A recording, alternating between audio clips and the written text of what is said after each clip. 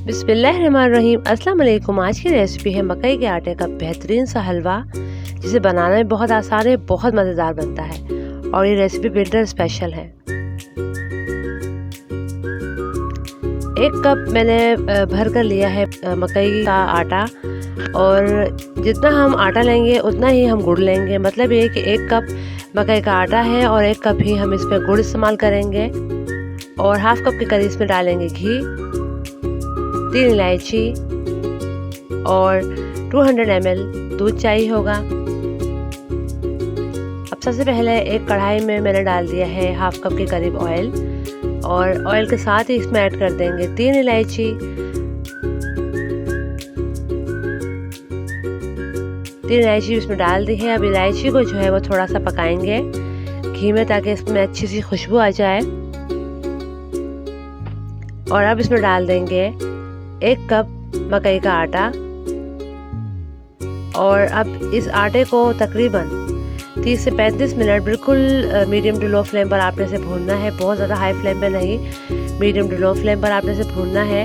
इसे इतना भूनना है कि इसमें एक अच्छी सी महक आ जाए और इसका कलर जो है वो बिल्कुल अच्छी तरह से चेंज हो जाए। 30 से 35 या 40 मिनट भी लग सकते हैं आटा भूनने में। आपने इसे बहुत तेज़ फ्लेम पर नहीं भूनना, क्योंकि आटे के हलवे में सबसे इम्पोर्टेंट जो प्रोसेस होता है वो उसकी भुनाई होता है, और इसे बहुत पैशन चाहिए होता है, क्योंकि बहुत जल्दी तो नहीं भुनता, बहुत टाइम लगता है इसे भुनने में। और ये जितना अच्छा भुनेगा आटे का हलवा उतना ही लाजवाब बनेगा। और अब मैंने गुड़ ले लिया है, गुड़ को मेल्ट करना है।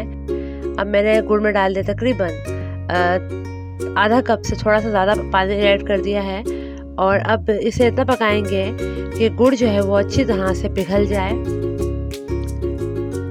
और यहाँ पर हमारा आटा भी भुन रहा है अच्छी तरह से। मकई का आटा है ये, और ये बहुत आराम से भुन रहा है, और उसका कलर भी चेंज होता जा रहा है। अब जैसे ही आटा भुनता जाएगा इसका कलर चेंज होता जाएगा। जैसे ही अच्छी तरह भुन जाएगा इसमें हम गुड़ ऐड करेंगे। अब दूसरी तरफ मैंने गुड़ रख दिया है पिघलने के लिए, और वो गुड़ जो है वो अच्छी तरह से मेल्ट हो रहा है। और सिर्फ बिल्कुल लो फ्लेम पर आपने इस गुड़ को भी मेल्ट करना है, बहुत हाई फ्लेम नहीं रखनी। और अगर आपका गुड़ नहीं पिघलता तो आप इसमें थोड़ा पानी और ऐड कर सकते हैं। आटा हमारा अच्छी तरह भुन चुका है, इसका कलर बिल्कुल गोल्डन पन पर आ गया है। और अब इसमें गुड़ को ऐड कर लेंगे। गुड़ जो है वो अच्छी तरह मेल्ट हो चुका था, और अब इसे छान कर जो है वो आटे में डालना है, और फटाफट से आपने इसे मिक्स करना है ताकि इसमें किसी किस्म का कोई लम्स ना रह जाए।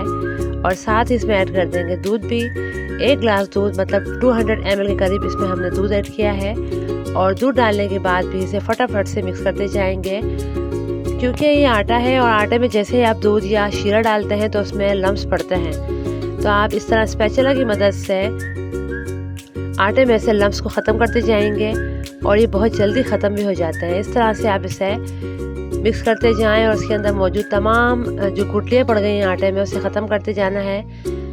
अब तकरीबन 10 से 15 मिनट इसे मज़ीद भुनेंगे, ताकि ये अच्छी तरह से इसका कलर भी चेंज हो जाए और ये मज़ीद भुन जाए। जब ये भुन जाएगा तो ये दानेदार फॉर्म में आ जाएगा। अब देखिए आटा हमारा भुनना शुरू हो गया है, इसमें गुठलियाँ बिल्कुल ख़त्म हो चुकी हैं। मगर इस तरह कर करके आपने आटे को अच्छी तरह से भूनना है, बिल्कुल लो फ्लेम पर भूनना है इसे।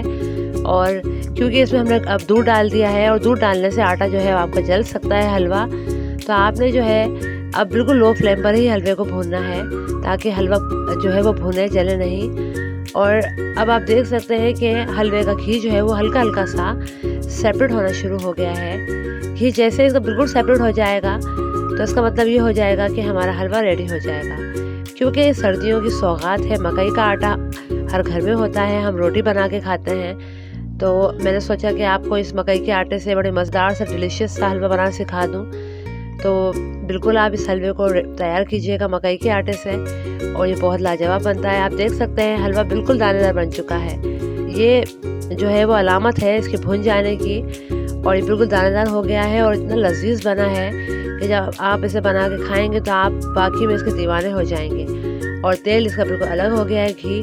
तो बादाम पिस्ते से या खोए डालकर आप इसे गार्निश कीजिएगा। रेसिपी अच्छी लगे तो लाइक और शेयर करना मत भूलिएगा। अपना बहुत सा ख्याल रखिएगा। अल्लाह हाफिज़।